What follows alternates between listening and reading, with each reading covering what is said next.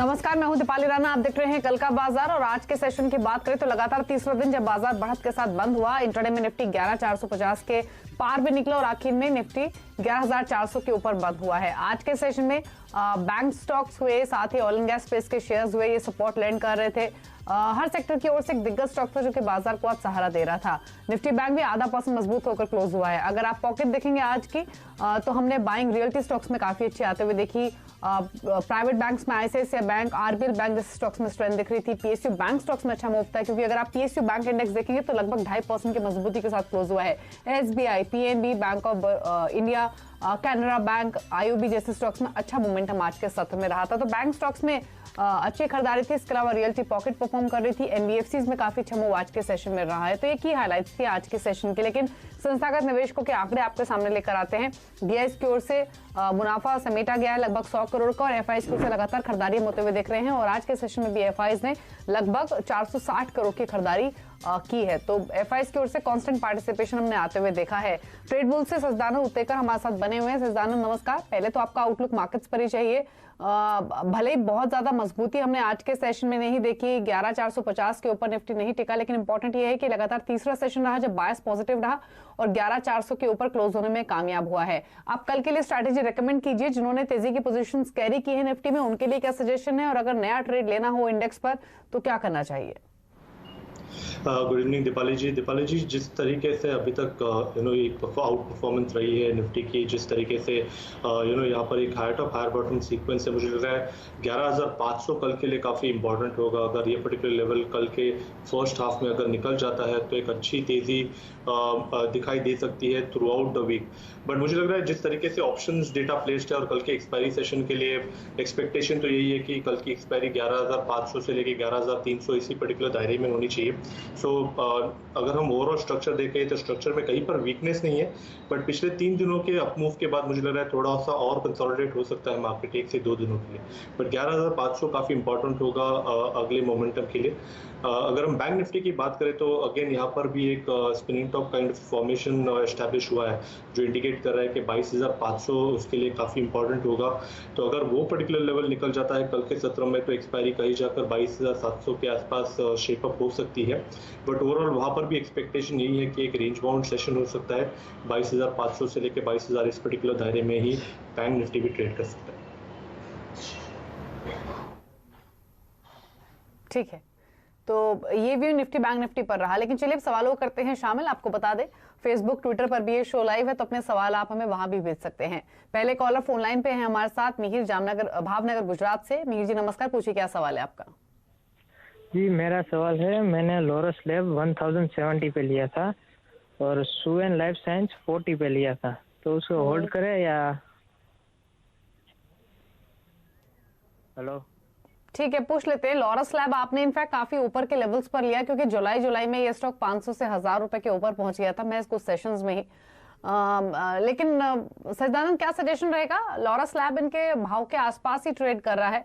क्या सजेशन इस स्टॉक में रहेगा? और सुवेन लाइफ यहाँ पर भी आपका व्यू, दोनों स्टॉक्स पर लेवल्स बताइए किन पर इनको गौर करना है। देखिए, पहली बात तो लॉरस लैब्स ने एक ऑलरेडी अच्छा ट्रेंड दिखाया है। जिस तरीके से इसके ओवरऑल पैटर्न्स थे उन सबके टारगेट्स यहाँ पर अचीव हो चुके हैं।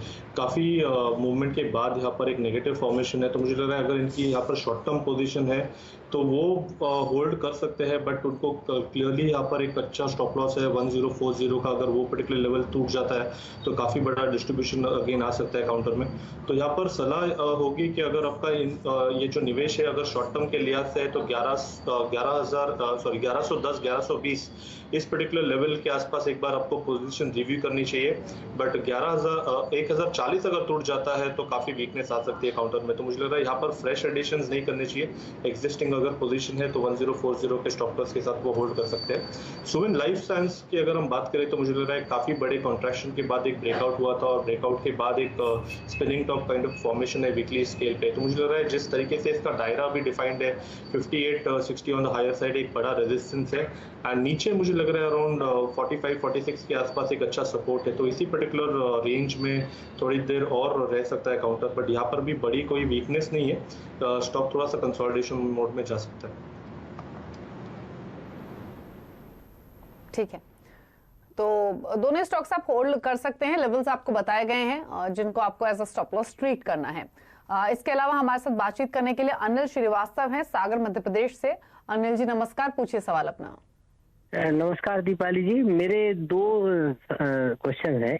एक, मैंने रिलैक्सो फुटवेयर 646 पर 100 शेयर बाय किए हैं, और दूसरा यूनाइटेड ब्रेवरीज में मैंने 920 पर 30 शेयर बाय किए हैं, और मैं लंबे नजरिए तक रुक सकता हूँ, लंबी अवधि तक। तो मुझे इन दोनों पर थोड़ा राय चाहिए। आपने यूबीएल में क्या बताया परचेजिंग प्राइस? 920, 920। ठीक है, तो 920 की यूबीएल की बाइंग है, आपके बाइंग प्राइस से ऊपर है ये स्टॉक, और रिलैक्सो आपके बाइंग प्राइस पर ही ट्रेड कर रहा है क्योंकि 646 पर आपने खरीदा है, उन्हीं लेवल्स के आसपास हुई है क्लोजिंग आज।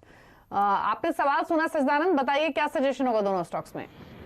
देखिए, पहली बात तो यूबीएल एक अच्छे स्ट्रक्चर में है, एक अच्छा करेक्शन होने के बाद एक अच्छे कंसोलिडेशन जोन में है। अगर इनका लंबा टाइम होराइजन है तो मुझे लग रहा है यहाँ पर अपनी पोजीशन उनको रिटेन करनी चाहिए। अगर थोड़ी सी गिरावट भी आ जाती है तो 950 से 920 एक अच्छा जोन है जहाँ पर ये स्टॉक अक्यूमुलेट करके रखना चाहिए पोर्टफोलियो में। ओवरऑल अगर इस स्ट्रक्चर को देखें तो अराउंड 840 एक काफ़ी अहम लेवल है। अगर वो ब्रीच हो जाता है वीकली बेसिस पे तो ही कहीं पर जाके मुझे लग रहा है डिस्टॉर्शन होगा, नहीं तो यहाँ पर अपमूव जारी रह सकती है, एक आउट परफॉर्मर हो सकता है। इस साल के लिए अराउंड 1300 तक के लक्ष्य में एक्सपेक्ट करा हो अगले 3 से 4 महीनों में। और जो दूसरा उनका स्टॉक है रिलैक्सो, मुझे लग रहा है वहाँ पर भी एक अच्छा करेक्शन ऑलरेडी शेपअप हो चुका है, बट जिस तरीके से अभी फिलहाल प्लेस्ड है मुझे लग रहा है शॉर्ट टर्म के लिहाज से थोड़ा सा कॉशियस रहने की सलाह होगी। यहाँ पर 620 जब तक होल्ड होता है मुझे लग रहा है तब तक ये मोमेंटम जारी रह सकता है। ऊपर के लेवल मुझे लग रहा है अराउंड 675 680 तक ये मूव एक्सटेंड होनी चाहिए। तो फिलहाल दोनों में होल्ड ही है। इनफैक्ट यूबीएल मुझे लग रहा है थोड़ा सा लंबा नजरिया रखना चाहिए, 1300 के लक्ष्य के लिए होल्ड कर सकते हैं 840 के स्टॉप लॉस के साथ। ठीक है, तो होल्ड करने की सलाह है, 840 का रखिए स्टॉप लॉस। रिलैक्सो भी होल्ड करने की सलाह है, यूबीएल में थोड़ा समय देंगे तो 1300 तक के भी टारगेट्स अचीव हो सकते हैं। सागर ने एक सवाल में भेजा है फेसबुक से, एक्सिस बैंक है इनके पास, 444 इनका परचेजिंग प्राइस है, और रिलायंस पीपी में 1240 का इनका परचेजिंग प्राइस है। जो व्यू है सजाना दोनों स्टॉक्स में वो 4 मंथ्स का है इनका, तो 4 महीने के पर्सपेक्टिव से रिलायंस पीपी और एक्सिस बैंक दोनों पर क्या सजेशन होगा? देखिए, एक्सिस बैंक में मुझे अभी भी लग रहा है कि काफ़ी बड़ा कंसोलिडेशन चल रहा है स्टॉक में, अराउंड 400-410 के आसपास एक अच्छा सपोर्ट है, बट जिस तरीके से यहाँ पर मोमेंटम मिलना चाहिए उस तरीके से मोमेंटम नहीं आ रहा है, और मुझे लग रहा है यहाँ पर अभी भी थोड़ी सी ऑस्किलेशन मोड में रह सकता है काउंटर। मेजर अपमूव मुझे लग रहा है तभी अनफोल्ड होगी जब स्टॉक कॉन्फिडेंटली अराउंड 460-465 के ऊपर क्लोजिंग देगा, तो तब तक मुझे लग रहा है इसी पर्टिकुलर दायरे में रह सकता है काउंटर।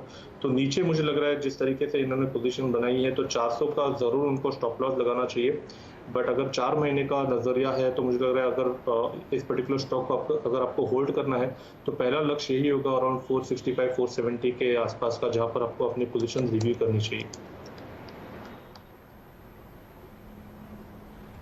ठीक है, तो दोनों स्टॉक्स पर लेवल्स आपको बताए गए हैं, उसी के हिसाब से स्ट्रैटेजी आप बना सकते हैं। एक्सिस बैंक आपके बाइंग प्राइस पर ही। अयूब खान है हमारे साथ फोन लाइन पर मध्य प्रदेश से। अयूब जी नमस्कार, पूछिए क्या सवाल है आपका? नमस्कार दीपाली जी, मैं ये पूछना चाहता था, मेरे पास SIL के हैं 100 शेयर और एपटेक के हैं 100 शेयर। 2 महीने की है इसकी रखने की।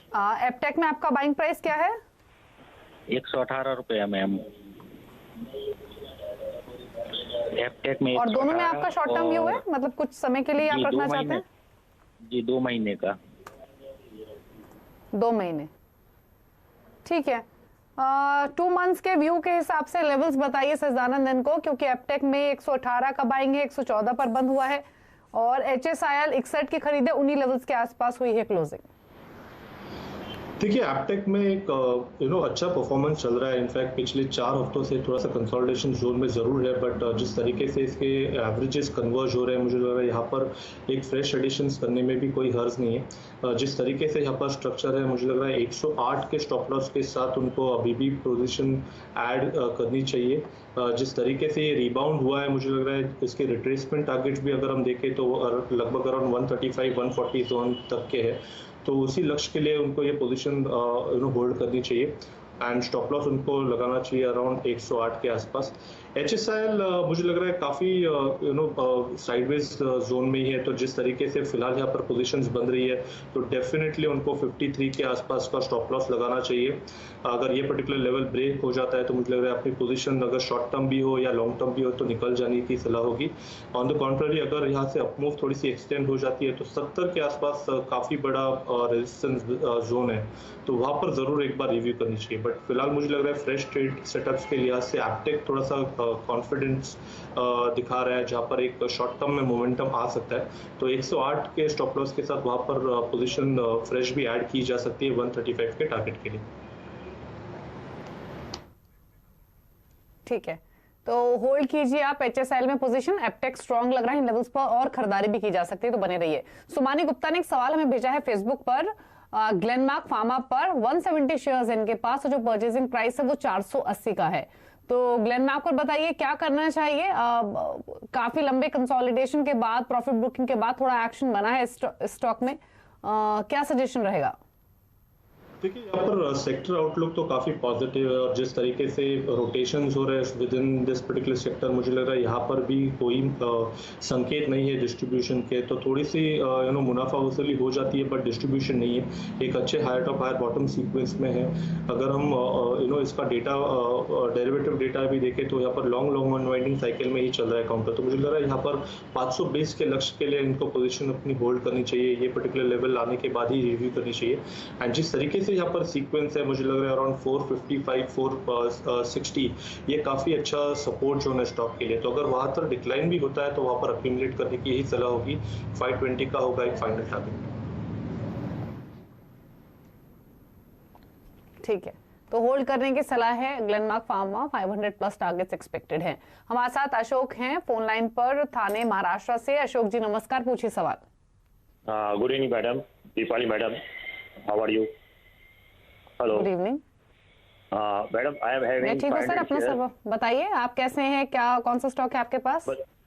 RCF, I am having RCF 500 shares, about I purchased 3 years ago, 92 price average. So what to do?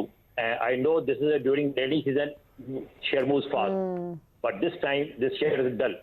And Correct. I have invested only RCF, and I know this company since I am a retired customer officer. I know this company is very well and fundamental is very good. What to do? Correct, बिल्कुल। RCF बहुत value hold करता है इन levels पे, इसमें कोई doubt नहीं है। Company के पास लैंड बैंक भी बहुत ज्यादा है, स्पेशली बॉम्बे में। जब वो मोनेटाइज होगा तो भी उसकी वैल्यू अनलॉक होगी। लेकिन हाँ, ये भी सच बात है कि स्टॉक ने या फिर और दूसरे फर्टिलाइजर स्टॉक्स ने उतना रिटर्न डिलीवर नहीं किया है। जिनकी भी पुरानी खरीद है वो नुकसान में है फर्टिलाइजर शेयर्स में। अब इनके लिए बताइए, अब 3 साल से इन्होंने होल्ड किया है सज्जानंद, तो आई एम श्योर ये और वक्त भी दे सकते हैं बशर्ते इनको मुनाफा हो।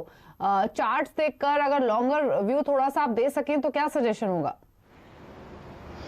दीपाली, मुझे लग रहा है यहाँ पर अगर हम प्राइस स्ट्रक्चर के नज़रिए से देखें तो क्लियरली एक लो टॉप लो बॉटम सीक्वेंस है, और जिस तरीके से अभी भी परफॉर्मेंस है मुझे लग रहा है काफ़ी अंडर परफॉर्म कर रहा है काउंटर। यहाँ पर काफ़ी अच्छे विकल्प मार्केट अभी प्रेजेंट कर रहा है, बट जिस तरीके से वापस ये रिबाउंड हुआ है स्टॉक में अराउंड 22-25 के लेवल से जो रिबाउंड हुआ है वो इतना इनहेरेंटली स्ट्रॉन्गर नहीं लग रहा है। तो मुझे लग रहा है कहीं जाकर ऊपर के लेवल में वापस एक बार थोड़ा सा डिस्ट्रीब्यूशन हो सकता है काउंटर में, तो 70 के आसपास अगर पहुंच जाता है काउंटर तो मुझे लग रहा है वहां पर जरूर उनको अपनी पोजीशन रिव्यू करनी चाहिए।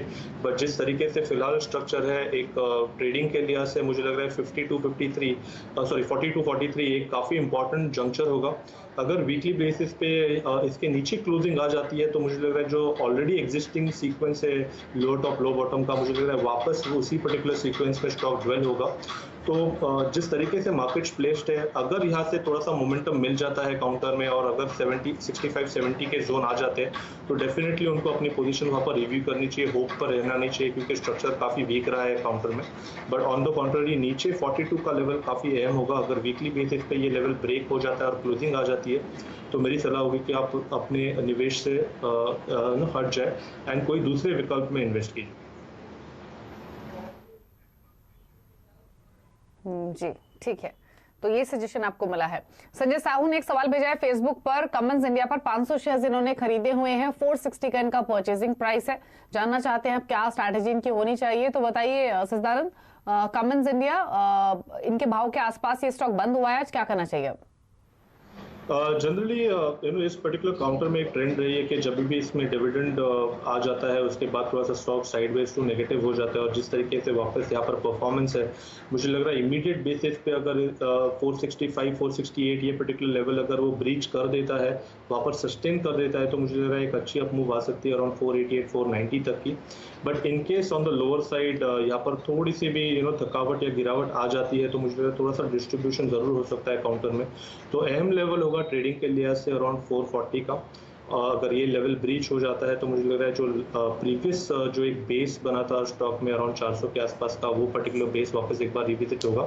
एंड ऑन द कॉन्ट्ररी अगर 465 के लेवल्स अगर ब्रीच हो जाते हैं, वापस सस्टेन हो जाता है काउंटर, तो मुझे लग रहा है ये अपमूव एक्सटेंड होगी अराउंड 480 485 तक।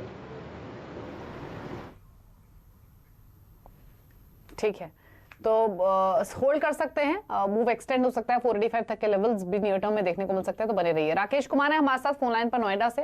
राकेश जी नमस्कार, पूछिए सवाल। नमस्कार दीपाली जी, मेरा सवाल इंडिया बुल रियल एस्टेट पे है। आज मॉर्निंग में इसमें खबर आई थी कि इंडस्ट्री ग्रुप के 2 कंपनियां तो रियल एस्टेट में तो मर्ज होंगी, और इनका वैल्यूएशन है तो इंडिया बुल रियल एस्टेट का 92.7 रुपीज पर शेयर रहेगा। तो मैंने इसको मॉर्निंग में ही आज 74.2 पे लिया है। तो मुझे इसका शॉर्ट टर्म आउटलुक जानना है, और साथ में ही इंडिया बुल्स के दूसरे ग्रुप के दूसरे shares like India bulls housing finance limited और इंडिया बुल्स वेंचर्स का भी मुझे थोड़ा ये चाहिए, आउटलुक चाहिए। लेकिन एक चीज बताइए राकेश जी, सबसे ज्यादा स्पेक्युलेटिव ग्रुप ये रहा है, और इस ग्रुप के स्टॉक्स के प्राइस मूवमेंट को प्रेडिक्ट करना सबसे मुश्किल काम है, क्योंकि ये न्यूज फ्लो पर, फंडामेंटल्स पर काफी बार बहुत तेजी से रिएक्ट करते हैं और काफी बार कोई रिएक्शन नहीं आता। तो आप इसी ग्रुप पर क्यों फोकस करना चाहते हैं? अभी इंडिया बुल्स पे मैं पहले फोकस कर रहा था, क्योंकि कभी ये 1200 रुपये चला करता था ये, तो ये काफी ये अभी यस बैंक और ये वगैरह सब जो केसेस हुई थी उसमें काफी डाउन हो गया था ये। तो मुझे बिल्कुल, लेकिन राकेश जी भाव देखकर खरीदारी नहीं करनी चाहिए। खरीदारी करनी चाहिए कि आगे क्या आउटलुक है, क्या वैल्यू नजर आ रही है उस हिसाब से, क्योंकि बहुत ऐसे स्टॉक्स है जो अपने हायर लेवल से कई गुना नीचे ट्रेड कर रहे हैं, तो उस कंपैरिजन के हिसाब से इन्वेस्टमेंट स्ट्रैटेजी ठीक नहीं है। इंडिया बुल्स रेल में क्योंकि ऑलरेडी आप पोजीशन ले चुके हैं, तो इस पर एक व्यू आपको दिला देते हैं। सजदानंद, क्या सजेशन होगा? इंडिया बुल्स रेल पर एम्बेसी ग्रुप के साथ मर्जर की डिटेल्स आई थी, उसके बाद इन्होंने ये स्टॉक खरीद लिया 74 रुपए के भाव पर। अब क्या करना चाहिए इनको इस स्टॉक में, क्योंकि सुबह खुला तो ऊपर था ये, और शायद खुलते ही इन्होंने खरीदा है, क्योंकि 74-75 के आसपास इसकी ओपनिंग हुई थी, और उसके बाद दिन के निचले स्तरों पर बंद हुआ है।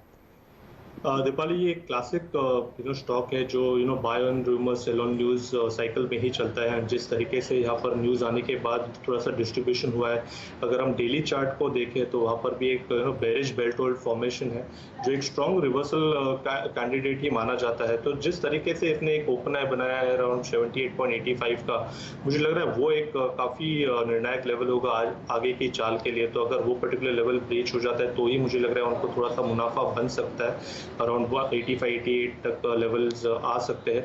बट वो पर्टिकुलर लेवल निकालना बहुत इंपॉर्टेंट होगा काउंटर के लिए।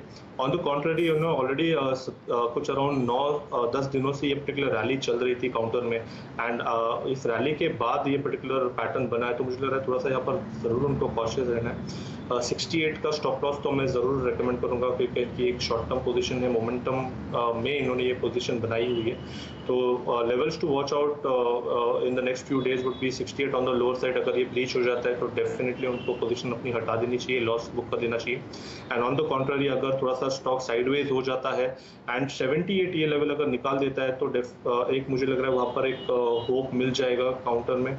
जिस तरीके से थोड़ी सी मूवमेंट बनी है, वो थोड़ी सी मूवमेंट मुझे लग रहा है एक्सटेंड होगी अराउंड 85 लेवल्स के आसपास की। तो 78 एंड 68 ये 2 लेवल्स काफी इंपॉर्टेंट है आपके लिए। बिल्कुल, तो 68 अगर ब्रीच हुआ तो डाउन साइड एक्सटेंड हो सकती है, तो फिलहाल होल्ड कर लीजिए 68 के स्टॉप लॉस के साथ। और ऊपर की तरफ 78 इंपॉर्टेंट बैरियर रहेगा, जिसको क्रॉस करना बहुत इंपॉर्टेंट होगा फॉर द मोमेंटम के लिए। एक ब्रेक के लिए यहाँ पर रुक रहे हैं, लौटेंगे तो कुछ और सवालों करेंगे शामिल। आप देखते रहिए कल का बाजार।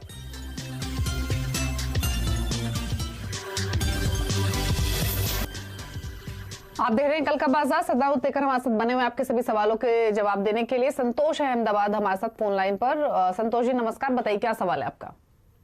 मेरे पास ज्योति लेबोरेटरीज के 4000 शेयर है एट द रेट ऑफ 147, तो मैं उसका 1 मंथ के लिए पोजीशन बेस्ड टारगेट जानना चाहता हूँ और क्या स्टॉप लॉस होना चाहिए। ठीक है सदानंद, बताइए 1 महीने के लिए क्या टारगेट्स और स्टॉप लॉस ज्योति लैब्स पर। देखिए 1 महीने के नज़रिए से मुझे लग रहा है स्ट्रक्चर थोड़ा सा हेल्दी है, बट डिस्टॉर्शन तभी होगा जब स्टॉक 136 से नीचे स्लिप होगा।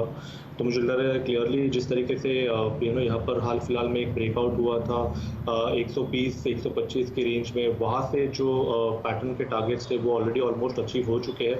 बट जिस तरीके से वापस एक कंटिन्यूएशन पैटर्न यहाँ पर नज़र आ रहा है, मुझे लग रहा है 160 165 तक ये पर्टिकुलर मूड और मोमेंटम एक्सटेंड हो जाना चाहिए। तो यहाँ पर होल्ड करने की ही सलाह होगी 160 के टारगेट के लिए। पर ऑन द कॉन्ट्ररी मुझे लग रहा है जिस तरीके से ये पैटर्न है एक मोमेंटम बेस्ड पैटर्न है, तो 136 का स्टॉप लॉस काफ़ी इंपॉर्टेंट होगा। अगर ये लेवल ब्रीच हो जाता है तो उनको अपनी पोजीशन रिव्यू करने की सलाह होगी। एंड जिस तरीके से स्ट्रक्चर है मुझे लग रहा है 160 165 के लिए ये पोजीशन आप होल्ड कर सकते हैं। 160 165 के टारगेट्स आप मेंटेन कर सकते हैं इसमें, लेकिन 136 का एक स्ट्रिक्ट स्टॉप लॉस आपको मेंटेन करना होगा ज्योति लैबोरेटरीज में। पंकज हैं कोलकाता से। पंकज जी नमस्कार, बताइए सवाल। हेलो, पूछिए सवाल पंकज जी। हेलो, हाँ जी मैम। हेलो जी, सवाल बताइए, कौन सा स्टॉक है आपके पास। हाँ जी मैम, मेरे पास स्पाइस जेट है मैम, 159 की 59 रुपीज की बाइंग, 125 शेयर है। लॉन्ग टर्म इन्वेस्टमेंट के लिए मैम क्या सजेशन रहेगा। बताइए सदानंद, 125 शेयर्स हैं 59 के प्राइस पर, व्यू लॉन्ग टर्म है स्पाइस जेट में। दीपाली, मुझे लग रहा है ये स्टॉक और ये सेक्टर मुझे लग रहा है थोड़ा सा लाइमलाइट में रहना चाहिए अगले कुछ क्वार्टर्स के लिए। और जिस तरीके से यहाँ पर गिरावट के बाद थोड़ा सा कंसोलिडेशन नज़र आ रहा है, मुझे लग रहा है 44 तक ये स्टॉक अक्यूमुलेट करना चाहिए। जिस तरीके से इसका स्ट्रक्चर है 70 एक अहम लेवल होगा जिसके ऊपर पोजीशन रिव्यू करनी चाहिए।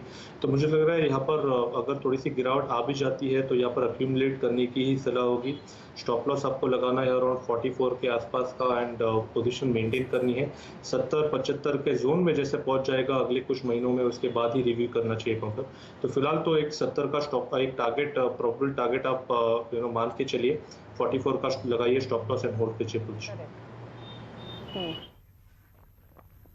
होल्ड कीजिए पोजीशन को 44 के स्टॉप लॉस के साथ, और इनफैक्ट नीचे जाए तो ये और एक्यूमुलेट भी किया जा सकता है। 70-75 के इनिशियल टारगेट्स, वहां पर पोजीशन रिव्यू कीजिए।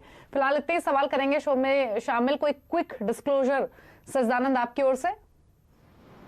दीपाली जी, जितने स्टॉक्स हमने डिस्कस किए हैं वहां पर मेरे और मेरे क्लाइंट्स की पोजीशंस हो सकती है। ठीक है, चलिए शुक्रिया आपका इस शो का हिस्सा बनने के लिए और अब सभी जो सवाल हमें आए शो में उनके जवाब देने के लिए। तो इसी के साथ कल का बाजार में इतना है। नई खबरों पर लगातार अपडेट के लिए CNBC आवाज से जुड़े रहिए, ट्विटर, फेसबुक और यूट्यूब के जरिए। नमस्कार।